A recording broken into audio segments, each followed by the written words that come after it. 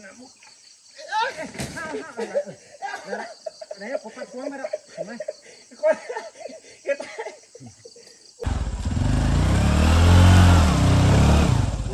อยู่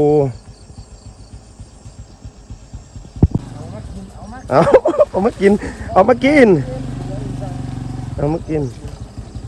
พี่น้องเด้อพี่น้องเอ้ยนี่hành trìnhโบราณเมื่อเช้าซื้อแบบซื้องัวcác bạn cá pôngไปพี่น้องเอ้ยกันตั้งเป็นตึกนี่เนี่ยพอบ่ากาแบกางัวกาควายเสือในพี่น้องเอ้ยนี่โขตึกนี่เนี่ยโขตึกนี่ยังเห็นว่าเพิ่งดูอ่านเฉยมาเอ้ยนี่ แอนนี่เนี่ย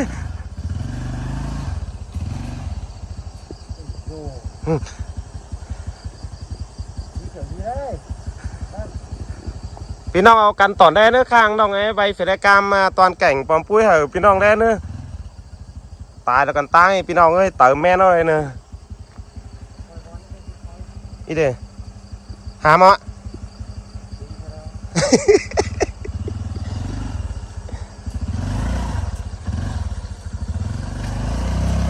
พี่น้องเอ้ยเนี่ยกวางแสจะร่วมลงๆเลยเนี่ยเพลงหน่อยเนี่ยพี่น้องเอ้ยเนี่ยกันตากันเตะยังบังมึงไม่ให้คอยมาพี่น้องเอ้ยเนี่ยดูนี่ดิกันตางมาบ้านกาปงพี่น้องเอ้ยดิอีกก็กาปงแต่เราเนาะกันตางนี่นะเมื่อ ขำตั้งบันปูกาเมื่อทำกลางนั่นพี่น้องเนอะมันมุดกว่ามันมุดม้วนเป็นเสือกเลยม้วนโอ้ยมุดเลยอะไรก็ต้องอะไรกันอย่างมากกูต้องสิมันมุดอะไรมันมุดมันเขาจะสิมันเอาตะตุ่มเข้าเลยมันมุดไหนผมปัดควงไปแล้วเห็นไหมโอ้เห็นไหมหมดปลาโอ้ไปแล้วไอ้เนี่ยเห็นไหมโอ้อันนี้กำเหมือนไหมเนี่ยเราก็กู้เงี้ยวหัวโค้งไม่ได้กูได้เอาเข้าเอาดิสิไป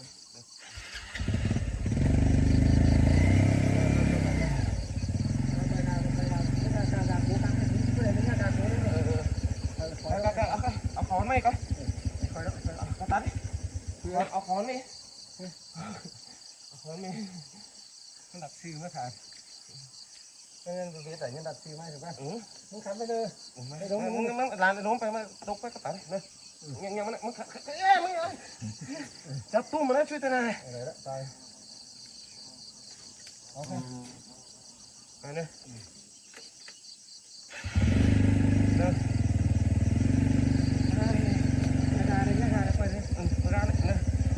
นั่นยังวนเลย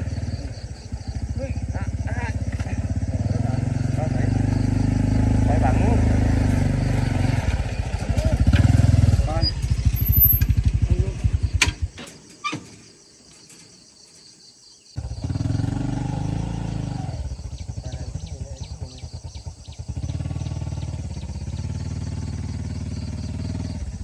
ไอ้โต๊ะจับขุนหาเลย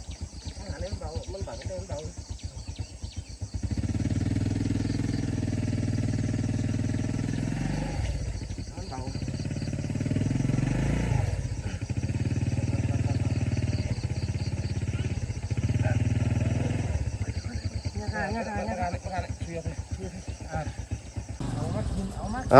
เอามา